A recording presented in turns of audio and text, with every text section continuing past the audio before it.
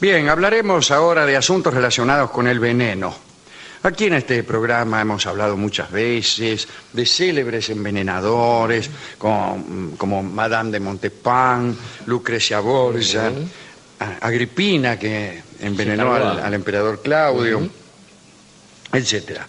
También contamos, recuerdo sucesos que tenían que ver con la muerte de Napoleón. Siempre se sospechó que lo habían envenenado los ingleses. Hablamos de Rasputín, a quien no le funcionó el veneno. Rasputín, también. claro, que entre otras muchas cosas, lo envenenaron para matarlo. Sí. Envenenaron, pero también le pegaron un tiro, lo tiraron al río, etcétera. Hoy tenemos otros episodios. El primer asunto inspiró a Verdi y tuvo una extraña conexión con el Reino de Francia. El 16 de marzo de 1792, el rey Gustavo III de Suecia recibió una nota sin firmar en la que se le sugería que no asistiera a un baile de máscaras en la ópera de Estocolmo. Gustavo ignoró la cartita y, vestido con su habitual elegancia, calcule, era rey, fue. Se mezcló con los invitados y en determinado momento uno de ellos, el conde Horn, tocó su brazo, gritó una contraseña en francés y parece que esa era la señal que había sido convenida para que actuara un asesino que había allí. El asesino se llamaba Jacob Johann Ankerström, que le disparó al rey Gustavo y después salió rajando como corresponde, ¿no? Gustavo cayó herido, pero consciente. Un cortesano cerró las puertas del lugar y pidió a todos que se quitaran las máscaras para ser reconocidos. De todos modos, los conjurados ya habían salido y recién los pudieron atrapar algún tiempo después. Gustavo III no murió en el atentado, pero sí murió 13 días más tarde, sospechosamente, después incluso de haber mostrado síntomas de recuperación. Entonces empezó a pensarse que lo habían envenenado. Se creyó que el encargado de mezclarle arsénico en los medicamentos fue su hermano, Dorio. Sí. No, el hermano del rey, Carl, el duque de Södermanland, que por esa muerte llegó a la regencia, dada la minoría de edad del hijo de Gustavo. Muy bien. Pero nunca se supo la verdad. Dicen que el duque Carl era adepto de los Iluminados, una sociedad secreta establecida en 1776 que tenía vinculación con los jacobinos franceses y estaba complotada para envenenar reyes. Buenas tardes, lo nuestro es envenenar reyes. Ahora se han hecho famosos a través de Hollywood, este grupito conocido como los Illuminati, que trabajan en varias películas de este tipo, dan no sé cuánto, dan pena. Va. Bueno, había caído Gustavo III, después murió inesperadamente Leopoldo II de Habsburgo, también envenenado, que era el hermano menor de María Antonieta. Entre los que sugerían que había un complot para envenenar reyes, estaba un tal Morris, embajador norteamericano en París. Morris le escribió a George Washington: aquellos que piensan que los jacobinos franceses... Era un poco pomposo para escribir. Aquellos que piensan que los jacobinos franceses son los impulsores de un gran proyecto para asesinar a los reyes, consideran que las muertes de Leopoldo y Gustavo están relacionadas, punto. El rey de Prusia y tantos otros deberían cuidarse y ser precavidos con cocineros y camaradas, punto.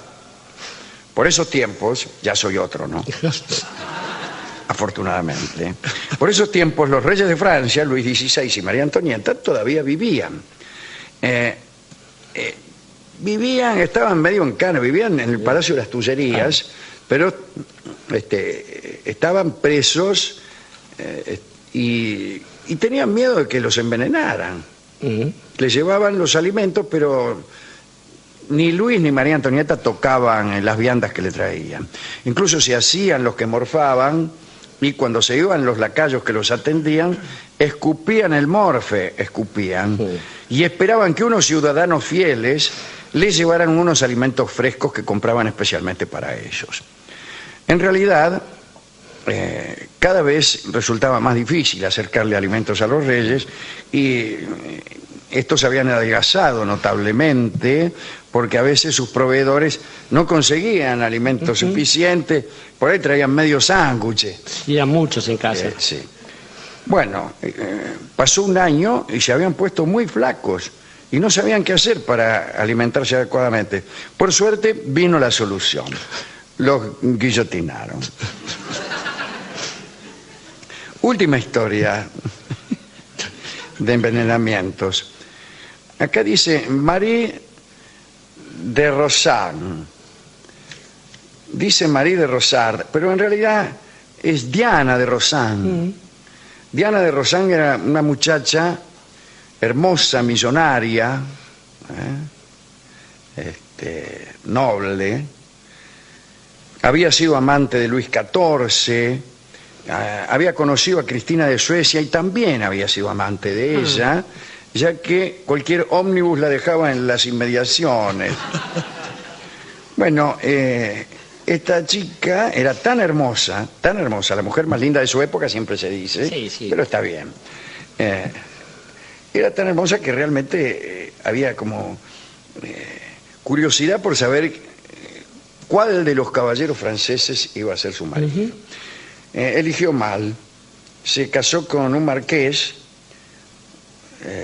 Renier de Ganges es el nombre, un muchacho joven que tenía dos hermanos poco escrupulosos. Uno era abate, el otro era un caballero, no sabía cómo se llamaban, pero no importa. Muy bien, tan poco escrupulosos eran los hermanos del señor de Ganges que se enamoraron de su cuñado. Él parece que viajaba mucho y entonces aquel de sus hermanos que era abate la confesaba, la confortaba espiritualmente, esperando que en algún momento esa proximidad amistosa pudiera trocarse en desenfrenada lujuria, que es digamos, la razón y la esperanza que todos tenemos cuando tenemos una amiga. Sí, o cuando confesamos a alguien. Estamos ahí, oímos todo, como la mina nos cuenta cosas y nosotros les contamos, pasamos larguísimas horas esperando que un día la mina termine con su conversación y nos diga, bueno, lo que en realidad es, lo que deseo, etcétera. Es lo mismo que vos. Es lo mismo que vos, pero nunca sucedió en la historia de la estirpe. Estirpe se escribe con S. Falta de ortografía extraordinaria. Escribir la palabra estirpe con X. Con X. Eso es en contra de la genealogía. ¿Ves? Bueno, el caso es que en un momento el abate se le pronunció. Le dijo, bueno, mira, tal cosa. Y ella lo rechazó. Y entonces el que se pronunció fue el otro. Bueno. Y ella también lo rechazó. Y le dio tanta bronca que revocó una especie de herencia, una especie de dote, en realidad. De dote que ella había destinado para ellos. Es decir, cambió su testamento. Muy bien. No cambió su testamento. Era como un legado que ella tenía. Bueno, no sé, el caso es que lo revocó. Se enojaron muchísimo. Los dos hermanos hablaron con el marido y para tratar de que ésta volviera sobre sus pasos y le diera ese beneficio, llamémosle herencia. Sí. Y ella al final se dejó convencer y volvió a incluirlos dentro de su testamento o lo que fuere. Y entonces decidieron envenenarla. Hicieron varios intentos, ella se salvó. Parece que cada cosa que le servía ella no las tomaba, o qué sé yo, hasta que un día directamente entraron el abate con una pistola, el caballero con un puñal y además llevaban una taza de chocolate envenenada. Y le dijeron, elige, oh mujer, ¿quieres morir por la pistola, por la daga o por el veneno? Ya que estamos, dijo. ¿Qué gesto humanitario? Bueno, ella no sé qué hizo, creo que se tiró por la ventana. Claro. Hizo bien. Se tiró por la ventana, fue donde un granjero, creo que incluso le habían hecho tomar un poco de veneno. Un granjero la asistió y vomitó el veneno. parece que metiéndose unas peinetas en la boca. Sí, los tres, bueno, parece que incluso la corrieron los tipos, trataron de ensartarla con la espada, le tiraron un par de tiros, no consiguieron matarla del todo. No. Pero la dejaron bastante maltrecha y ella murió 19 días después, durante los cuales se negaba a probar bocado, no la podían alimentar porque tenía miedo bastante justificado de que la envenenaran. Finalmente se murió y dicen que a la hora de los últimos sacramentos, Diana exigió al cura que tomara con ella la mitad de la hostia. Muy bien. Bien. Los hermanos Gange huyeron, fueron condenados al descuartizamiento, pero en ausencia, ya que se habían rajado. Que te descuarticen cuando no estás... Es fantástico. Es absolutamente ventajoso. ¿Cómo no me avisaron? Dijo Tupac Amaru, ¿no? En cuanto al señor de Gange, fue desterrado, fue privado de su fortuna, desterrado, peleó contra el turco, contra los turcos, sí, claro. Y finalmente creo que perdió la vida en unas guerras que no se conocen bien, o cuando digo que no se conocen bien, digo que yo no las conozco bien. Esta es una historia que estoy un poco traduciendo y un poco corrigiendo, porque algunos dicen que ni siquiera llamaba Diana, sino Ana Elizabeth, esta mujer. A quien mi cronista da como Marie, otros como Diana y otros como Ana Elizabeth. Era el apellido, aquí lo dan como Rosard, yo le juro que era Rosanne. Sí. Rosanne. Bueno, en cuanto al apellido del marqués, acá lo dan como Gange, que no existe. No, Gange no. Pero Gange sí, se escribe como el famoso río de la India, ¿no? Bueno, así terminó esta historia. Esta última historia es la última de las tres que contamos. Dos hermanos, dos cuñados, a falta de uno, tratando de beneficiar a una dama, su cuñada naturalmente, sin que el marido pusiera muchos inconvenientes realmente, ¿no? Y parece incluso que hubiera sido un poco cómplice de los cuñados, porque esta es una idea que se me acaba de cruzar ahora, no sé con qué ventaja. Mucha ausencia, mucha indiferencia, poca reacción y un destino de destierro así, no me hace pensar bien de Gange. No, ciertamente. ¿A quién quiere dedicar estas tres historias? A saber, la de Gustavo III de Suecia, que inspiró la ópera Un baile in maschera. La otra, la de los reyes franceses que comían sanguchitos que le acercaban los ciudadanos fieles, y esta última, esta chica que se casa con el marqués de Gange. A ver, yo creo, Alejandro, que en principio tenemos que pensar que si hay una forma de cierta naturalidad del veneno, uno no puede sino asociarla con las serpientes. Y la serpiente para los occidentales está inexorablemente asociada con el malo o con el mal, con el demonio, con cualquier forma del mal. De modo que aquel que recurre al veneno como instrumento para lograr algún fin es un poco un arrastrado. Digo, el envenenador... Es una actitud reptil. Es una actitud exactamente, miserable y reptante. Pero pensaba que en medio de esas reacciones hay ocasiones, algunos envenenadores tienen la dignidad, cuando menos, de formular sus deseos o sus voluntades. Creo que hay otras formas. Un primer dedicando podría ser alguien que no era envenenador y jamás tomó veneno, pero sí tenía tatuado en su cuerpo la leyenda Muerte a los Reyes, y él mismo murió como rey, que es no otro que el mariscal Bernadotte, que murió como rey de Suecia. Como rey de Suecia, inauguró además la que hoy todavía es la dinastía reinante. Y que nunca se dejó ver desnudo por los cortesanos o por sus ayuda de cámara, porque tenía tatuada la leyenda Muerte a los Reyes. Claro. Él era un Illuminati también.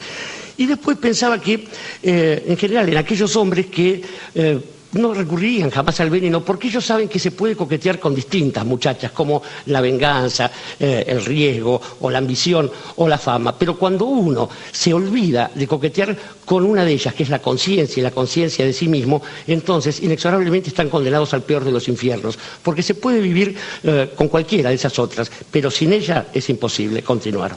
Y sin ella es el tango que va a cantar a continuación nuestro querido Charlo. Adelante. cosas, entre otras muchas cosas, lo envenenaron para matarlo. Lo envenenaron, pero también le pegaron un tiro, lo tiraron al río, etcétera. Hoy tenemos otros episodios. El primer asunto inspiró a Verdi y tuvo una extraña conexión con el Reino de Francia. El 16 de marzo de 1792, el rey Gustavo III de Suecia recibió una nota sin firmar en la que se le sugería que no asistiera a un baile de máscaras en la ópera de Estocolmo.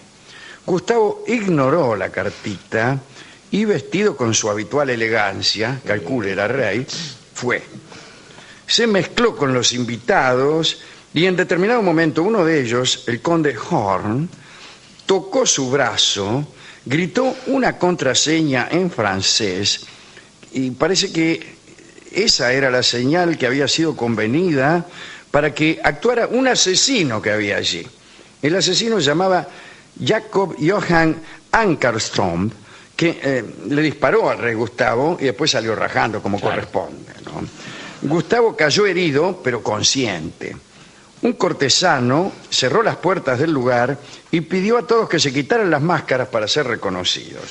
De todos modos, los conjurados ya habían salido y recién los pudieron atrapar algún tiempo después.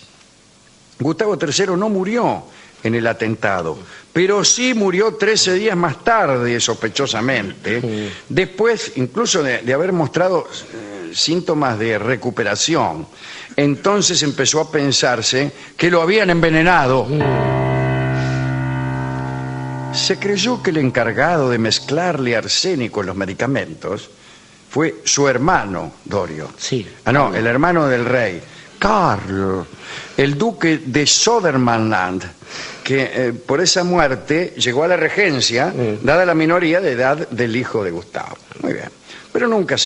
Bien, hablaremos ahora de asuntos relacionados con el veneno.